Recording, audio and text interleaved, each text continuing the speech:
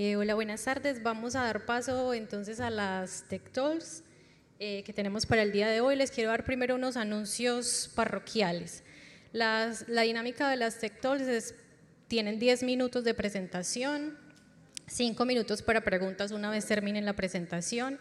Nos van a estar pasando las preguntas virtuales si es que nos da el tiempo.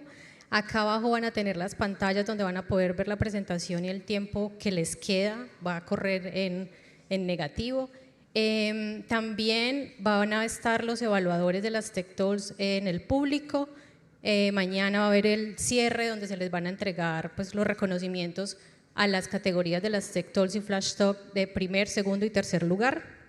Y en la agenda, ya no recuerdo la hora, tenemos en la tarde de hoy y mañana las sesiones de pósters en donde pues están invitados, es en el lobby de Expedition para que se desplacen allá una vez terminen las preguntas de la última conferencia. Va a haber un tiempo como de 30 minutos más o menos de break para que pues, tomen agüita y se desplacen. Entre las 2 y las 4 de la tarde van a estar 2 personas en el lobby de Expedition ayudándoles a colgar los pósters. Y creo que eso es todo lo que les tenía para decir. Entonces vamos a empezar.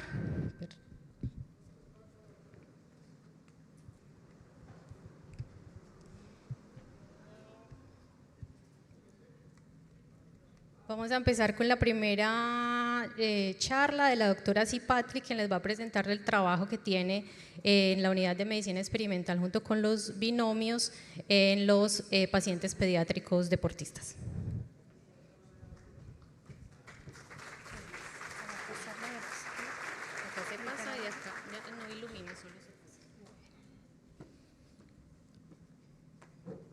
Hola, ¿qué tal?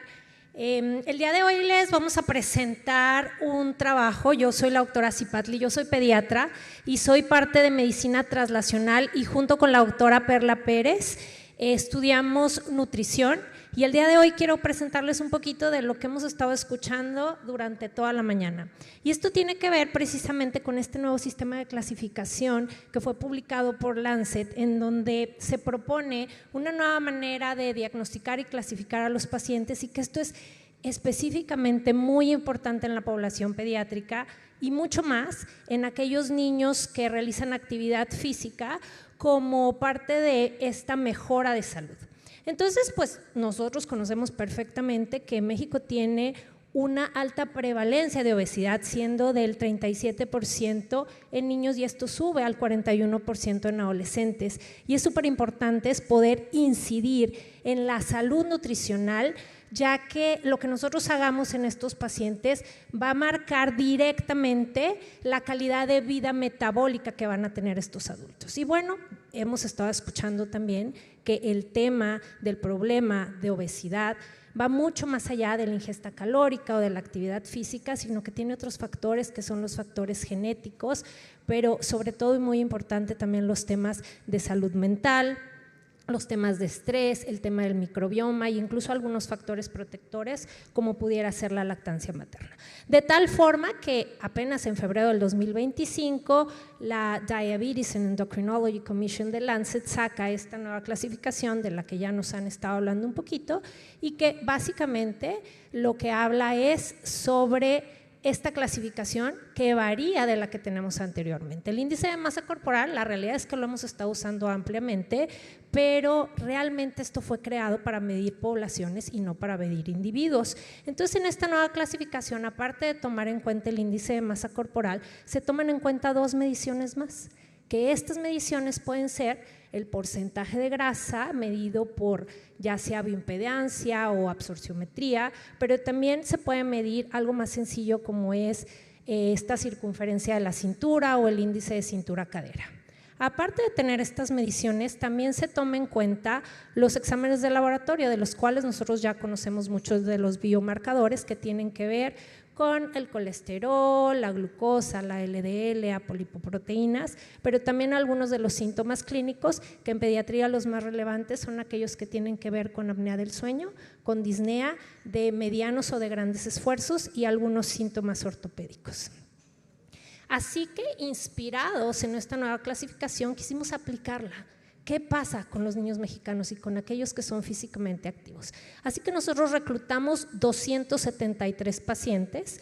Estos pacientes son físicamente activos, por lo menos tenían que tener un año participando en la Monterrey Football League y 12 horas de actividad física semanal, que son actividades que son reguladas y que son controladas por la MFL. De estos pacientes, 111 cumplieron los criterios de inclusión, que básicamente los principales de exclusión fueran que salían de este grupo de edad, y a todos los pacientes se les realizó este trabajo de antropometría por medio de bioimpedancia, pero también se hicieron escuelas de calidad de la dieta, unas escalas de ansiedad, escalas de depresión, y a todos ellos se les tomaron exámenes de laboratorio. El promedio de nuestros pacientes fue que tenían aproximadamente 9.3 años fue el promedio, y aquí tenemos algunos de los promedios que tenemos en nuestras escalas de variables. Sin embargo, quiero decirles que en pediatría la medición no es tan cuadrada como lo es en adultos. Entonces, ¿qué hacemos con los niños? Tenemos que individualizarlo y tomar en cuenta valores dependiendo del género y dependiendo de la edad. Y esto aplica no nada más para los exámenes de laboratorio, sino también para la medición de adiposidad. Así que nosotros tomamos en cuenta una escala que se llama FUPRECOL, que es una escala validada para medir esta adiposidad y que varía de edad a edad y que varía también dependiendo del género para poder clasificar de manera adecuada a estos pacientes.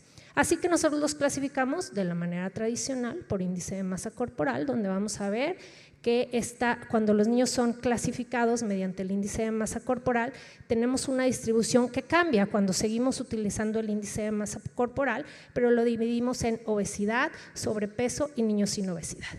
Y esto también vuelve a cambiar cuando estos mismos niños son clasificados por porcentaje de grasa medido por bioimpedancia, y por último, cuando hacemos esta clasificación con la nueva framework del 2025 que lanza Lancet, vemos que la clasificación vuelve a cambiar.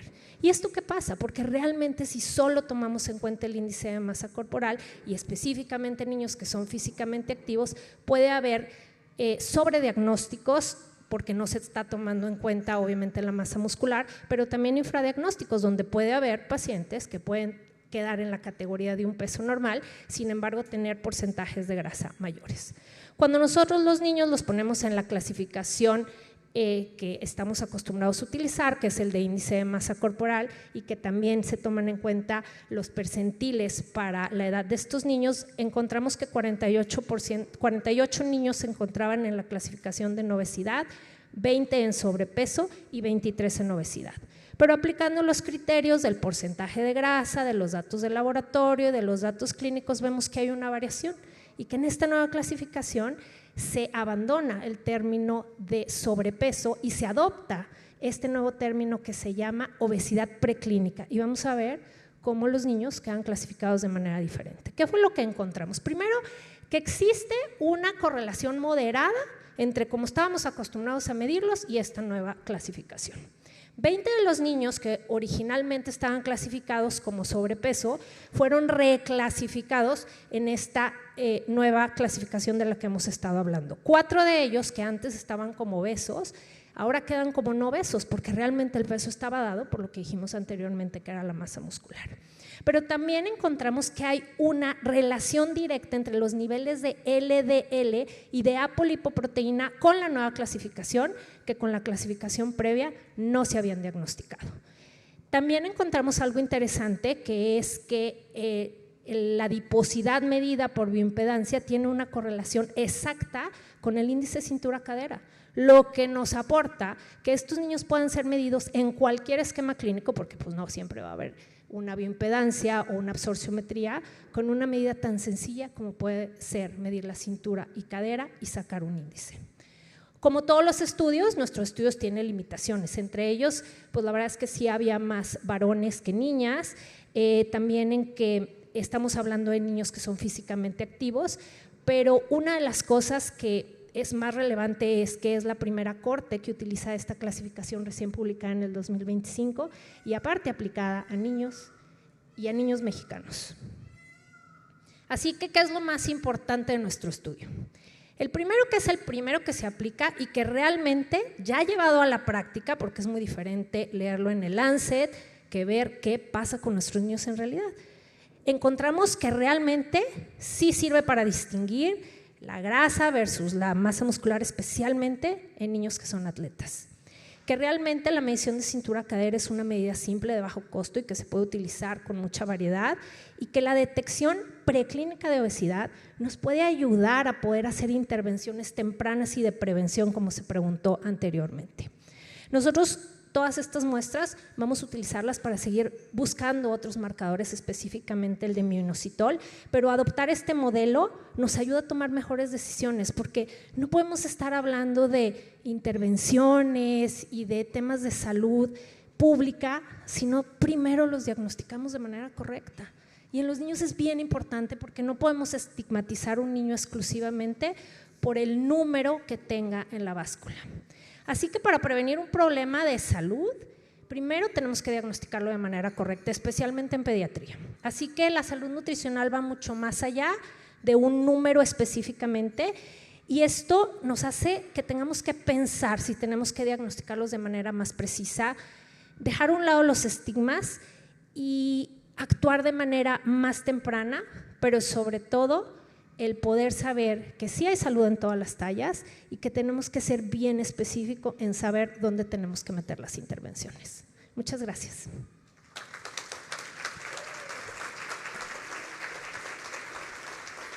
Muchas gracias, doctora. Tenemos 5 minutos para preguntas. ¿Alguien tiene ¿O me preguntas? entendieron todo o no me entendieron nada? Aquí Sí. hay una pregunta.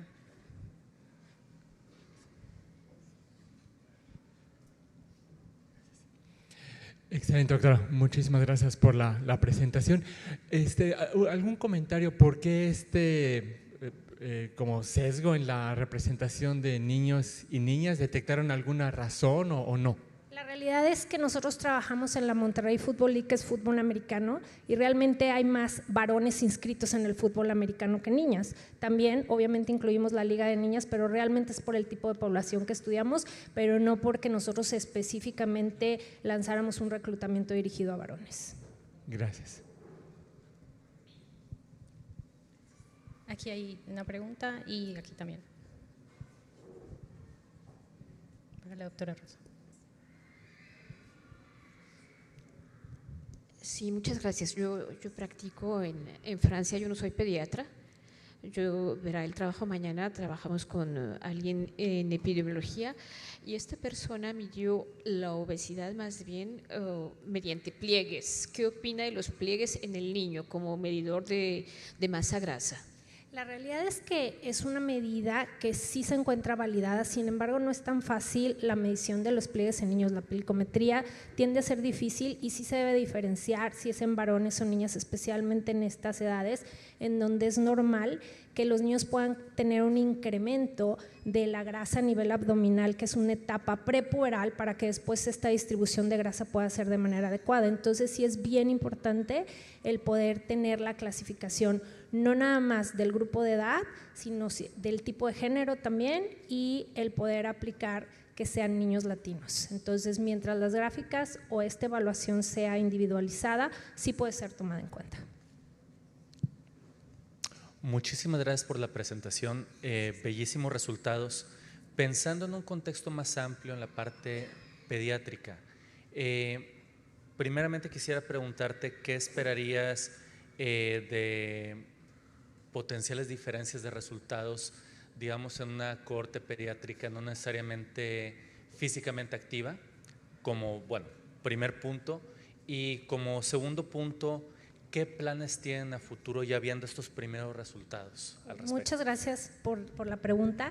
En realidad, nuestro siguiente paso es compararlo con una población que no sea físicamente activa para ver qué pasa. De inicio, nuestra hipótesis es que en los niños que hicieran actividad física sí nos íbamos a encontrar niños que tuvieran más masa muscular. Sin embargo, nos llamó mucho la atención que encontramos muchos niños que estaban en la categoría de peso normal clasificado por el índice de masa corporal, sin embargo, tienen un porcentaje de adiposidad súper grande, incluso realizando actividad física. Así que creemos que si esto lo hacemos en la población general de niños que no realicen actividad física, podemos encontrarnos muchos niños que no hayan sido diagnosticados mediante las medidas habituales que estamos haciendo. ¿Qué es lo que queremos hacer nosotros? Pues como les dije, tenemos todas las encuestas de salud mental, tenemos las encuestas de la calidad de la dieta y queremos irnos un poquito más allá y encontrar otros biomarcadores, específicamente el de mioinositol, que pudiera darnos un poquito más de información para poder trabajar más adelante con estos niños, porque finalmente nosotros queremos abordar la salud desde el punto de vista de salud físico, nutricional y mental, que nos parece muy importante. Tenemos una pregunta del público relacionada con el mioinositol y pregunta que por qué son importantes estos marcadores de mioinositol. La realidad es que el mioinositol se ha estudiado más en pacientes que tienen ovarios poliquísticos, sin embargo sabemos que es un carbohidrato que viene derivado del consumo de frutas, verduras y algunos cereales que se deberían de consumir de manera natural, pero sí está asociado con temas metabólicos, entonces creemos que pueda ser un marcador importante que ya se está utilizando en otras poblaciones pediátricas, específicamente en algunos países asiáticos, que pueden ser un predictor antes de que se empiecen a alterar otros marcadores que conocemos como el índice de HOMA o la glucosa. Este incluso nos puede decir antes algo está pasando. Tenemos yo creo que unos segundos para otra pregunta.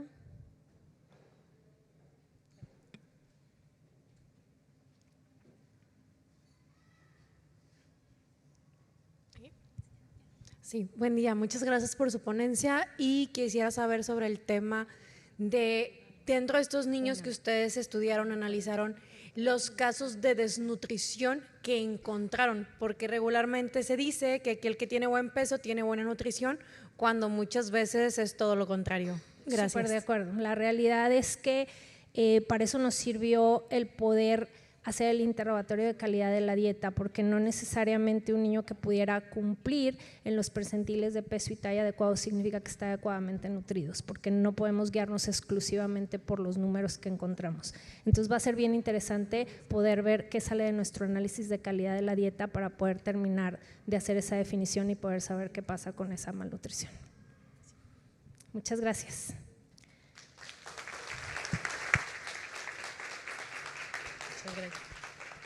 Muchas gracias a la doctora Cipatli por su presentación y continuamos con Rebeca Rosas, que nos va a presentar su trabajo, la estaba buscando desde hace rato y no la conocía, que nos va a presentar su trabajo sobre hígado graso asociado a enfermedad metabólica.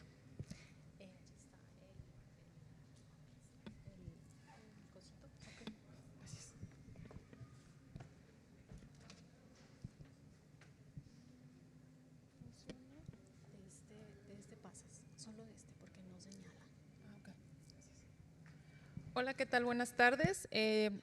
Yo hoy les voy a hablar de una enfermedad que ha permanecido muy subdiagnosticada actualmente en el país y esta es la enfermedad del hígado graso. Esta, su nombre como tal es enfermedad esteatótica hepática asociada a una disfunción metabólica. Esta enfermedad es altamente prevalente en Estados Unidos, sin embargo en México permanece subdiagnosticada. Algunos estudios previos nos arrojan una prevalencia de aproximadamente el 30% en población general, es decir, una tercera parte de la población puede presentar hígado graso. Y aunado a esto, la prevalencia puede aumentar en algunas enfermedades como lo es diabetes mellitus, que puede ir hasta el 70%, o en enfermedad como alcoholismo al 90% y también en obesidad. Actualmente, una de las desventajas por las cuales permanece subdiagnosticada es una falta de conocimiento por parte del personal de salud, pero también que las estrategias para su diagnóstico son muy altas o son muy inaccesibles, ya que el estándar de oro es una biopsia hepática y seguida por una elastografía por transición, por lo cual es de gran importancia generar nuevas herramientas diagnósticas que sean más baratas y más accesibles para toda la población. Como había mencionado, la elastografía por transición es una de las más sensibles para el diagnóstico, sin embargo su costo ronda entre los 7,000 a los 9,000 pesos, por lo cual surge lo que se conoce como el Fatty Liver Index, que es una herramienta costo efectiva. ¿Por qué? Porque esta se basa en medidas más económicas, que es el índice de masa corporal, la circunferencia de cintura, los niveles de triglicéridos y los niveles de GGT. Esta ya ha sido previamente reportada y utilizada en otras poblaciones. Sin embargo, en México no ha sido validada, por lo cual el objetivo de este estudio es evaluar la efectividad del Fatty Liver Index en población mexicana, pero principalmente haciéndolo en pacientes que tienen riesgo de desarrollar o de presentar la enfermedad. Este es un estudio observacional, transversal y analítico, que fue conducido en pacientes con un riesgo de desarrollar hígado graso. Nosotros consideramos en este caso el riesgo de tener hígado graso aquellos que tengan sobrepeso u obesidad. Y hasta ahora llevamos captados 55 sujetos. Esto es un protocolo aprobado por los comités de ética y todo se siguió de acuerdo a las declaraciones de Helsinki. Para determinar el Fatty Liver Index se les tomó una muestra de sangre, se separó el suero para determinar los niveles de triglicéridos y GGT, se midió la circunferencia de cintura y también algunas otras variables que se obtienen por bioimpedancia con el equipo InBody. En la diapositiva anterior está la fórmula que se utiliza para el Fatty Liver Index, el cual nos arroja un número. Un número mayor a 60 nos indica una probabilidad de tener hígado graso. Entonces, todos aquellos que tuvieron un valor arriba de 60, se les hizo la elastografía por transición. Se utilizó el equipo FibroScan Expert 630, que es uno de los mejores equipos para diagnosticar la enfermedad, y este nos da un valor del CAP score, el cual nos permite categorizar a los pacientes de acuerdo al grado de esteatosis, que puede ir de S0, es decir, no presentar, hasta S1, hasta S3. Al aumentar el grado de esteatosis, nos habla de una mayor porcentaje de presentar la enfermedad, porcentaje de grasa en el hígado. Se realizaron diversos análisis estadísticos de correlación y de comparación entre grupos por ANOVA. Como mencioné, de los 55 pacientes, 49 presentaron un Fatty Liver Index arriba de 60. A estos pacientes fue a los que se les realizó la elastografía y observamos que 44 pacientes, es decir, el 89.8% de estos, sí se corroboró que tenían esteatosis, es decir, que eran verdaderos positivos. Y solo 5 pacientes que habían tenido un valor arriba de 60 no tenían esteatosis hepática, es decir, falsos positivos. Y bueno, solo 6 pacientes que tenían sobrepeso o obesidad tuvieron un Fatty Liver Index menor de 60. Algo sumamente importante, y es en lo que me gustaría recalcar, es en la figura número B, donde observamos que 39 pacientes, es decir, el 88.63%, no sabían que tenían hígado graso, que es justamente el objetivo de este estudio, generar una herramienta diagnóstica donde los pacientes que desconocen presentar la enfermedad lo sepan. Por un lado, y por otro lado también nos podemos preguntar, ¿cuál es la relevancia del hígado graso en la salud pública? Aunque estrictamente presentar hígado graso no compromete en sí la salud, digamos, a un nivel más severo del hígado, este sí es un factor de riesgo para el desarrollo, por un lado, de cirrosis hepática y también de hepatocarcinoma. Anteriormente en México, el principal factor de riesgo para la presencia de cirrosis hepática y fibrosis hepática era el alcoholismo. Sin embargo, actualmente estos datos ya están cambiando. El principal factor de riesgo es la obesidad y en este caso particularmente la presencia de esteatosis hepática. Es por eso la importancia de el diagnóstico oportuno de los pacientes.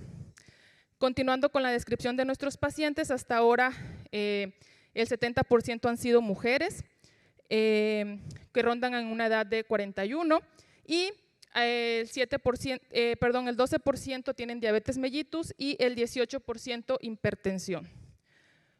Posteriormente correlacionamos directamente los valores que nos arroja el CAP score con los valores del Fatty Liver Index. Aunque la correlación hasta ahora es moderada, sí podemos observar que es estadísticamente significativa con un valor de P menor a 0.05, lo que nos indica que sí hay una asociación de estas dos variables y que sí pudiese usarse el Fatty Liver Index. También algo para destacar es que la mayor parte de los pacientes, que son el 52%, tenían un grado de esteatosis S3, es decir, que su hígado tenía más del 60% de grasa hepática, lo cual es un valor bastante alto. Posteriormente, lo que hicimos fue clasificar a los pacientes que se nos los da de S0 a S3 y comparar las diversas variables que estábamos midiendo. ¿Por qué?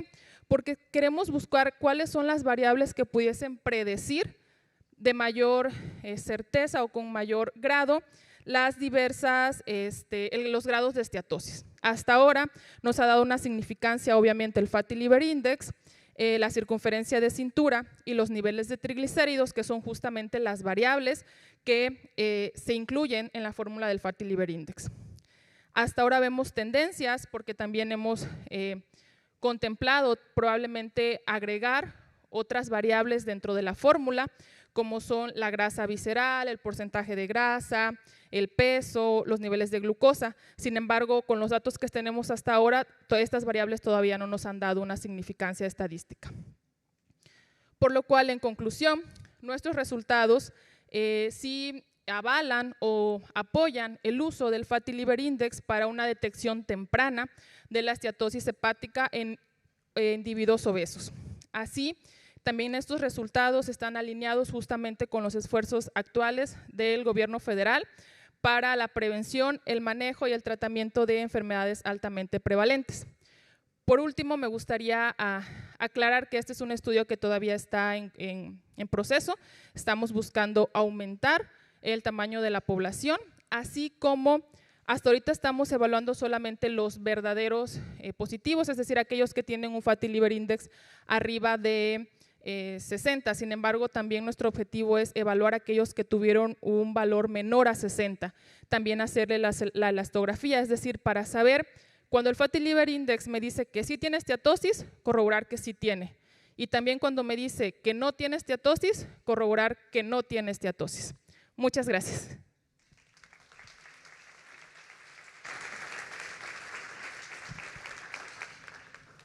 Muchas gracias, Rebeca. ¿Preguntas? Hola, muchas gracias por tu presentación. Ahorita estabas diciendo que el estándar de oro era la biopsia hepática, pero bueno, tengo entendido que también se utiliza la mezcla entre la verificación de enzimas hepáticas con ultrasonido también para identificar qué tipo de esteatosis tienen. ¿Han valorado comparaciones contra esta otra métrica?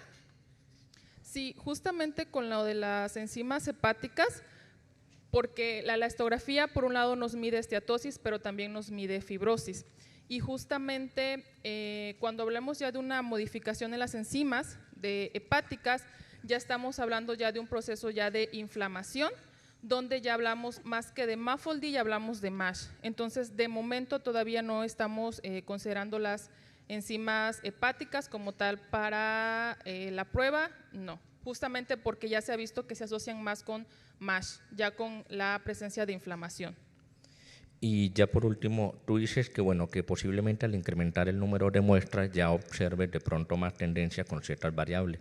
¿Has utilizado un criterio estadístico que de pronto te diga que verdaderamente aumentando el número de muestras encontrarías más asociación entre las variables? Tengo entendido que la D de Cohen o existen criterios para ya saber con los datos que tienes si incrementando el número de muestras cambiaría o no. Sí, de hecho hicimos el cálculo del tamaño de la muestra, no lo estoy mostrando aquí, pero sí nos arrojaba 90 y tantos pacientes. Por eso es que estamos esperando garantizar, pero de hecho nuestro objetivo es superar este tamaño de muestra, ya que aquí muestro estos resultados. Sin embargo, nosotros trabajamos con muchos proyectos clínicos en la enfermedad y justo el objetivo es todos estos pacientes que nosotros metemos a los estudios son los que estamos tomando estos datos. Entonces esperamos al menos tener una N como de 150 pacientes. Gracias. ¿Alguna otra pregunta? Ok, muchas gracias, Rebeca. Gracias.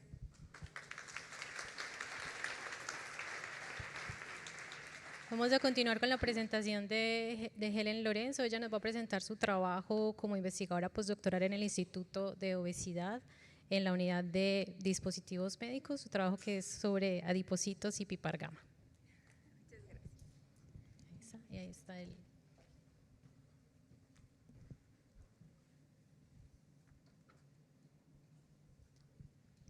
Buenas tardes, muchas gracias por la presentación. Mi trabajo se titula Cannabidiol promueve adipogénesis vía pipargama modulando la función endocrina en adipocitos.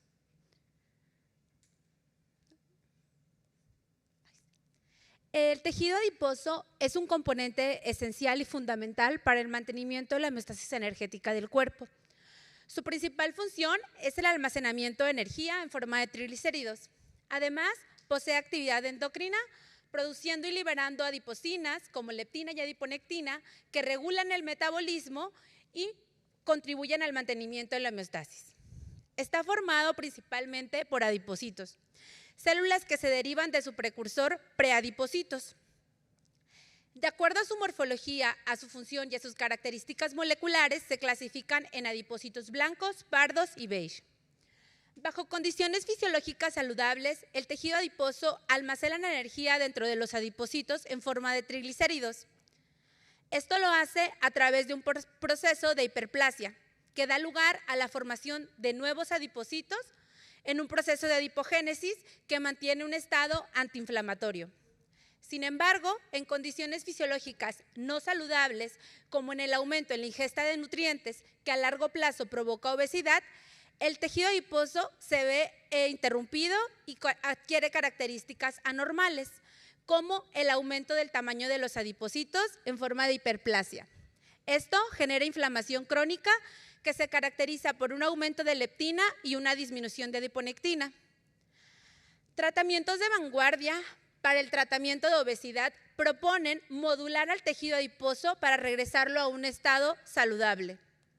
Esta modulación parte a partir de muchas estrategias, como aumentar la flexibilidad metabólica, aumentar la expandabilidad, cambiar a un fenotipo de adipocito pardo o incluso aumentar la adipogénesis.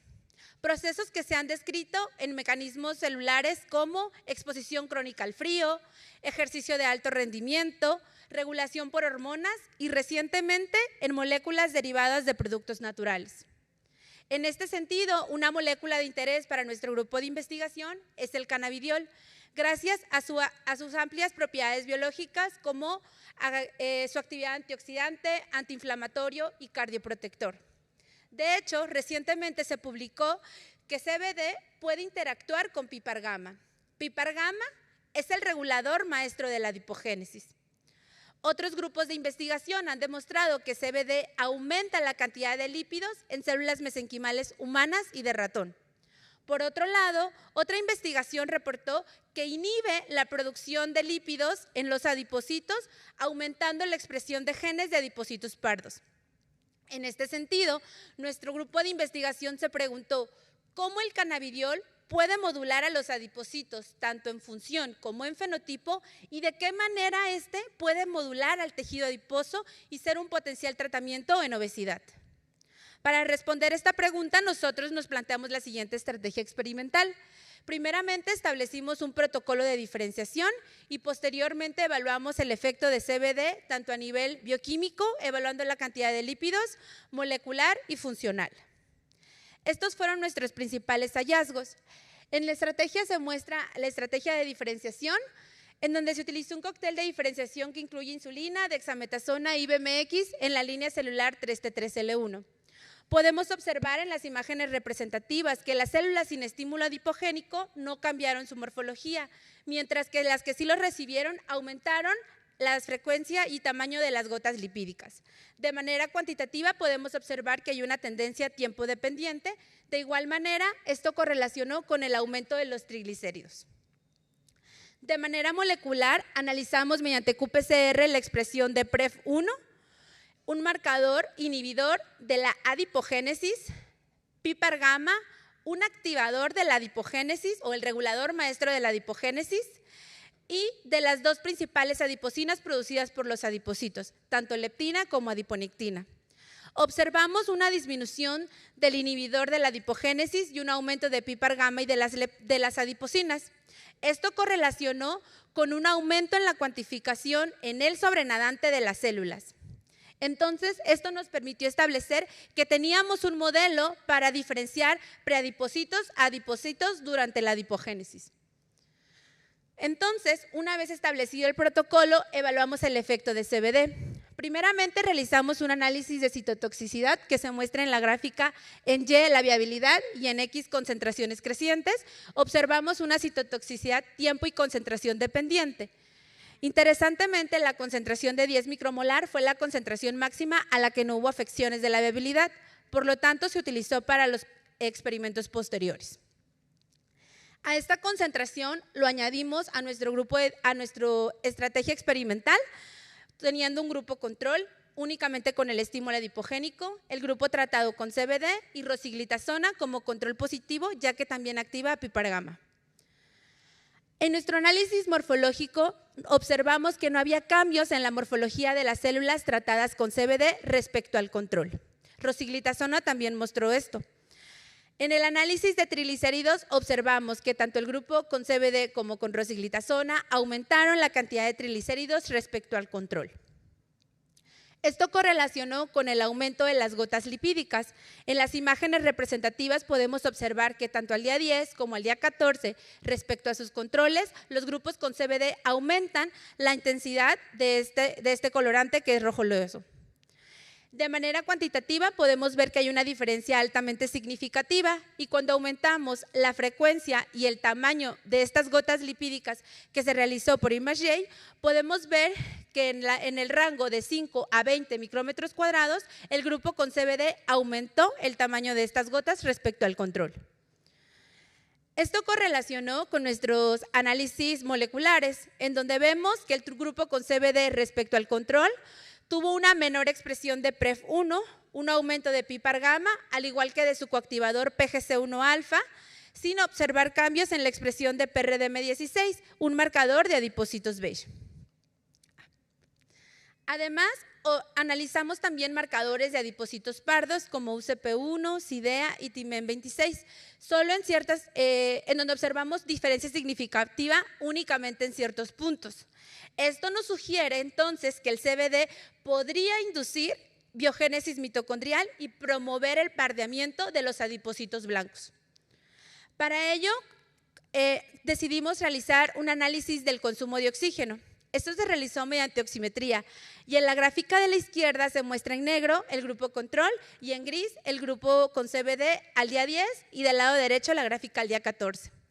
Analizamos el consumo de oxígeno rutinario, el desacoplado y el oxígeno no mitocondrial, sin embargo no observamos diferencia significativa, demostrando que CBD no modula la termogénesis mitocondrial. Finalmente decidimos estudiar la funcionalidad de los adipocitos evaluando su función endocrina.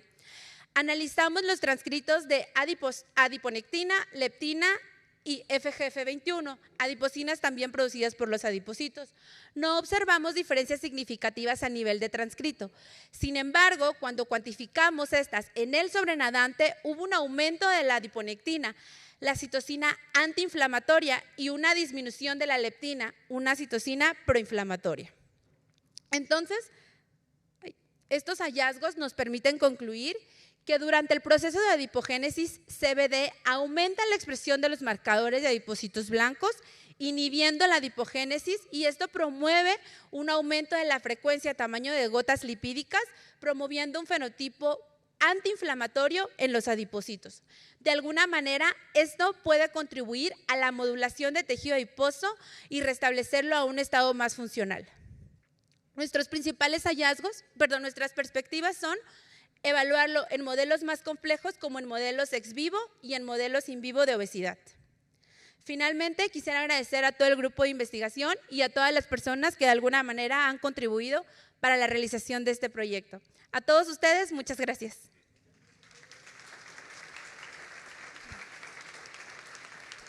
Muchas gracias, Helen, por tu presentación. ¿Preguntas? Bueno, mientras piensan, yo tengo una pregunta, Helen. El CBD es un ácido graso que es derivado, que es un ácido graso que es derivado de los omega 6, del linoleico, que han revisado de esto como posible ingesta en la dieta o del efecto proinflamatorio que tienen los otros derivados de los omega 6.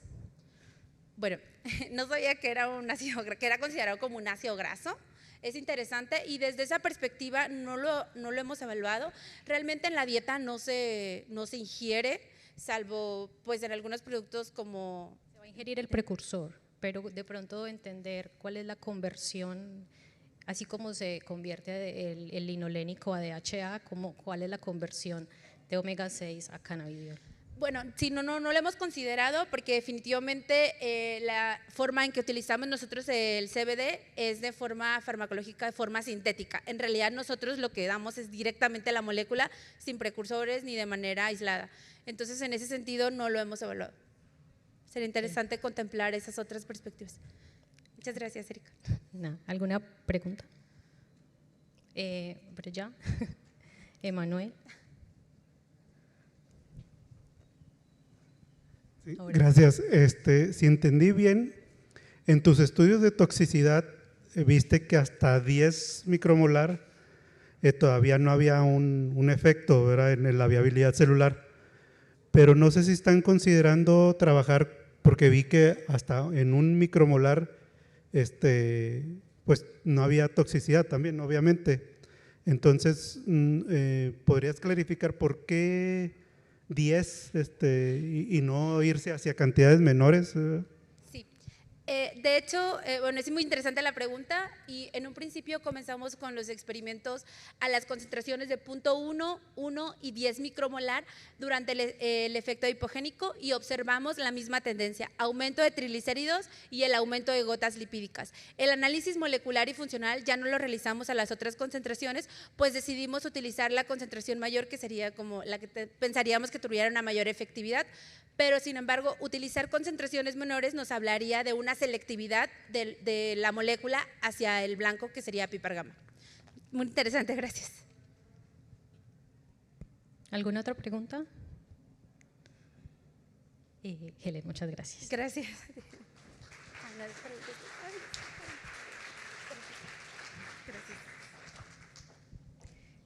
Continuamos con el doctor Iván. Él es profesor investigador de la Unidad de Alimentos Saludables del Instituto de Obesidad y nos va a presentar su trabajo sobre ashwagandha y el efecto en parámetros de obesidad. Y ahí está el pasador. De acá pasas y de acá te devuelves. Bueno,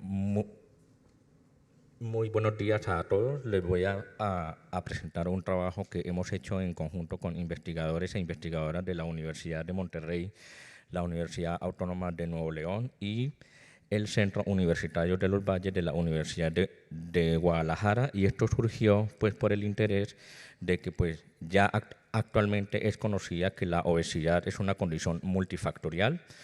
Una revisión del año pasado indicó que específicamente en América Latina los factores individuales son los menores contribuyentes a la epidemia de la obesidad y que son principalmente los factores sistémicos como la dieta y el estilo de vida los que pues sí hacen la diferencia en cuanto al abordaje multifactorial de la obesidad.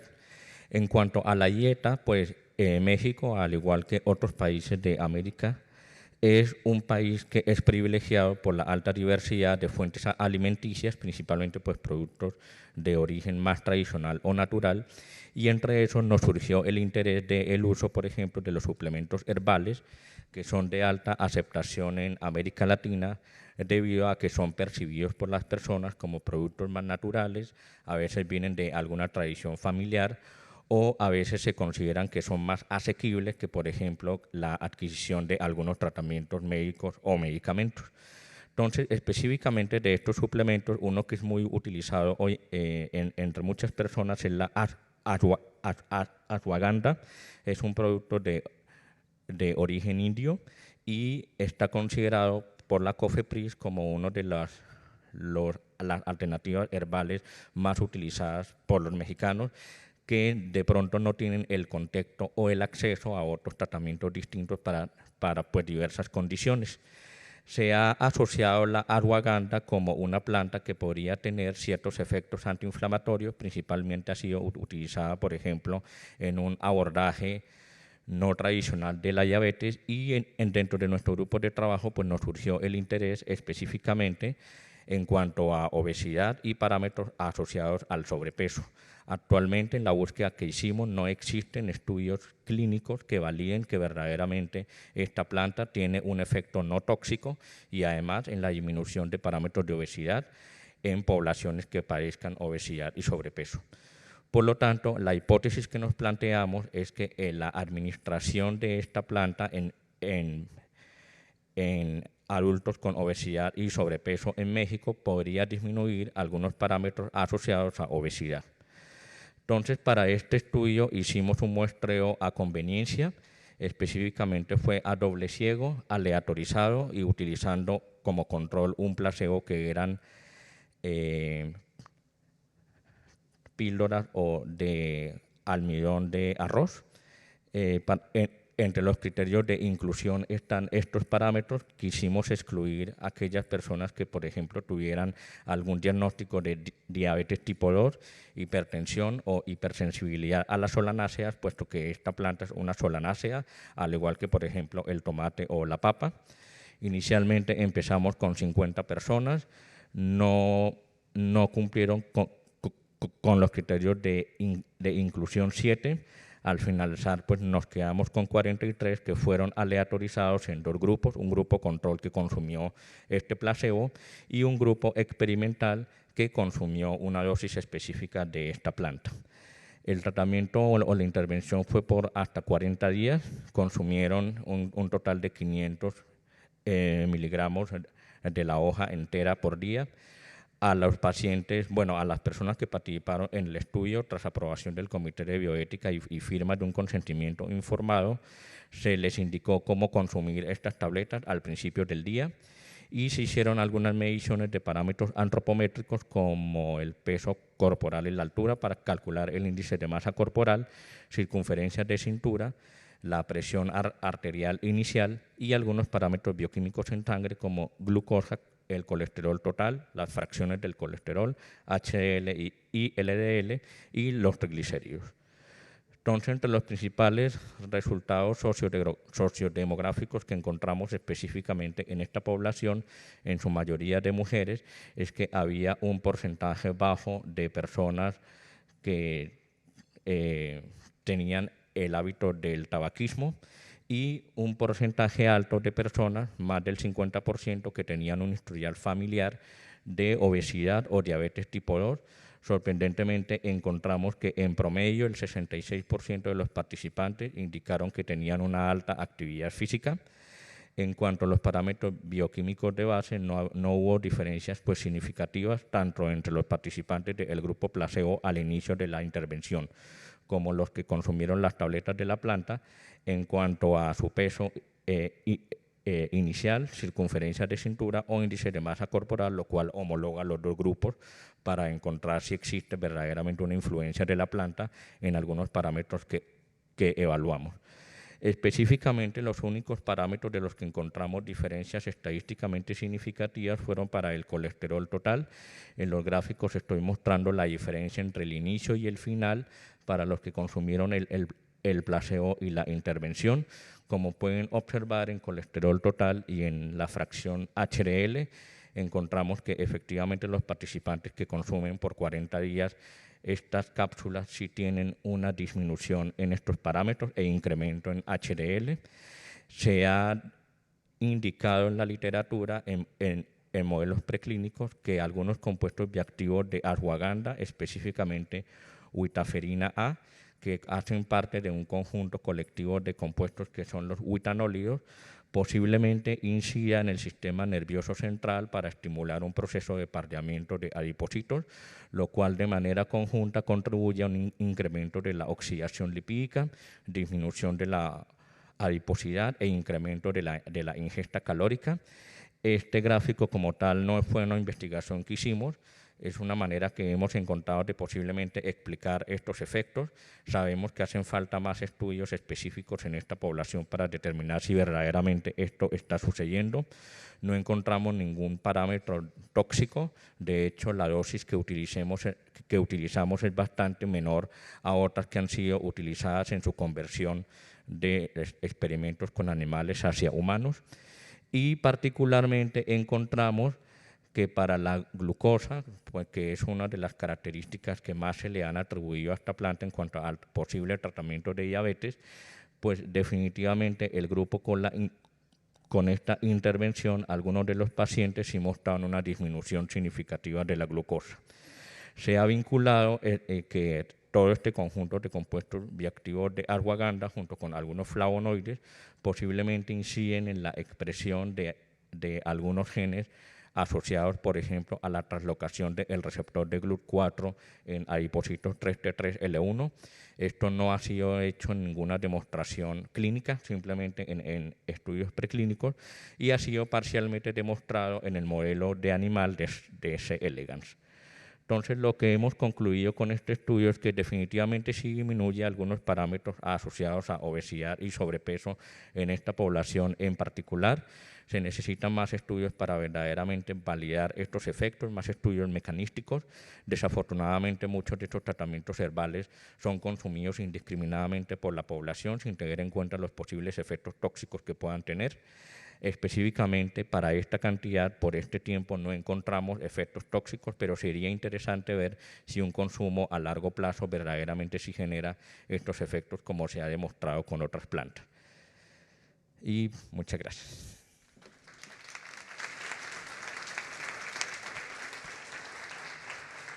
Gracias, Iván, por tu presentación. ¿Alguna pregunta del público? Iván, yo tengo una pregunta, porque siempre cuando se trata de promover la ingesta de suplementos o productos naturales para tratar o ameliorar alguna condición patológica, pues una de las preocupaciones es la dosis y la pureza. Entonces, el producto que ustedes entregaron, ¿lo produjeron ustedes? ¿Lo compraron? ¿Cómo garantiza uno la pureza de la planta? Porque lo venden también como polvitos para tomar en bebidas. Entonces, ¿cómo se puede garantizar y cómo se puede informar también a la población para que pues accedan a un producto seguro? Desgraciadamente, todos estos productos por la legislación actual entran dentro de un área gris donde la realidad es que no es necesario demostrar la pureza de lo que contienen y no están muy certificados. El producto que utilizamos aquí en particular es un producto comercial que es ampliamente utilizado por la población. No hemos hecho estudios de pureza del producto, probablemente ni los tiene, pero sí es importante establecerle e indicarle a las personas que si yo tengo un diagnóstico clínico de una enfermedad, la solución no es adoptar un tratamiento de esto, sino seguir el tratamiento que hace un médico o un especialista de la enfermedad. Normalmente todos estos suplementos, los alimentos funcionales, todos esos productos están orientados a población sana o que tiene cierta desviación de algunos parámetros, pero definitivamente no para una persona que ya tiene un diagnóstico de una enfermedad. Y entonces, si ustedes no miraron la pureza y lo entregaron pues como un estudio de intervención, ¿no crees que sea necesario haberlo hecho o al menos hacerlo si quieren continuar con esta pregunta? Sí, como el objetivo inicial del estudio era evaluar el consumo de ashwagandha en las condiciones en las que localmente las personas ya lo consumen y utilizamos un producto que sabemos que se consume de manera masiva y que ya sabemos que genera algunas características, estamos haciendo, digamos, un estudio inverso a como normalmente se hace en investigación, que normalmente empiezas con la caracterización de la materia prima, sigues con estudios in vitro, in vivo, y estudios clínicos, pero aquí quisimos partir al revés. Ya sabemos que el producto funciona de cierta manera, mantiene cierta homogeneidad entre los participantes, entonces vamos a ir al revés en cuanto a caracterización y estudios preclínicos. ¿Alguna otra pregunta?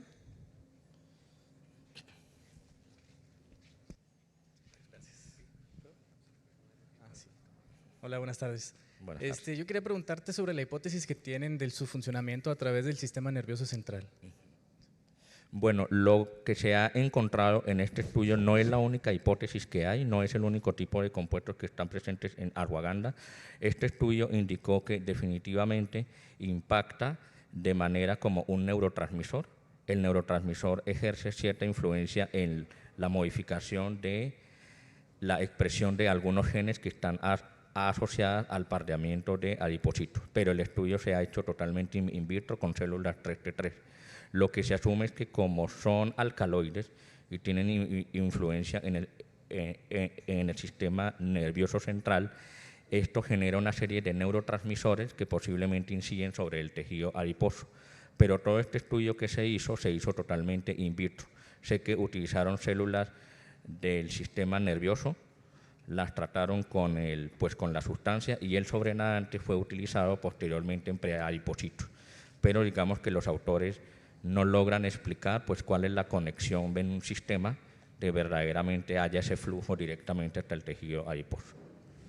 ¿Y ese compuesto está presente en altas concentraciones en esta planta? Es el que está en mayor concentración de todos los alcaloides que contiene, pero la diversidad es enorme, más de 400 alcaloides tiene ashwagandha. Muchas gracias. Yo quiero preguntarte cómo les fue con los efectos adversos, porque sé que tiene varios efectos gastrointestinales, y cómo controlaron que el paciente no tuviera, pues finalmente es una droga que puede generar una abstinencia o una dependencia. ¿Cómo controlaron eso con el ashwagandha? En cuanto a efectos adversos no encontramos, la verdad que el tiempo de intervención fue muy corto, solo 40 días. En cuanto a la dependencia del producto, no lo evaluamos. Hicimos encuestas de calidad de dieta. Fueron encuestas específicas pues, con las personas de cómo se sentían con el consumo del producto. Ninguno manifestó un efecto como tal o una dependencia como tal. Y la dosis que utilizamos, por ejemplo, hay un estudio que evaluó el consumo en hasta 600 miligramos al día. Nosotros utilizamos la mitad de esa dosis. Entonces consideramos que posiblemente, por ejemplo, hicimos una conversión de estudios con animales hacia estudios en humanos y aproximadamente hasta 680, 700 miligramos al día no genera efectos tóxicos. Entonces, lo que hicimos fue utilizar una dosis que consideramos que es segura basada en esta colección de estudios. Bueno, muchas gracias, Iván. Ya estamos justo en el tiempo. Desde el Live Tech nos mandan y les mandan felicitaciones a todos los ponentes por las presentaciones. Ahorita tenemos un receso hasta las 2 de la tarde donde viene la secretaria de Salud de Nuevo León.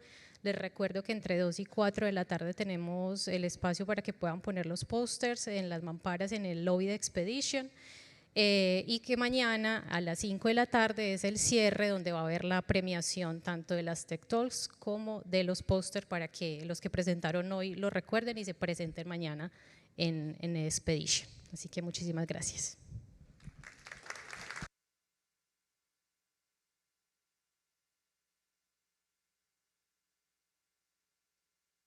Invitamos a los expositores de las Tech Talks a una foto, por favor.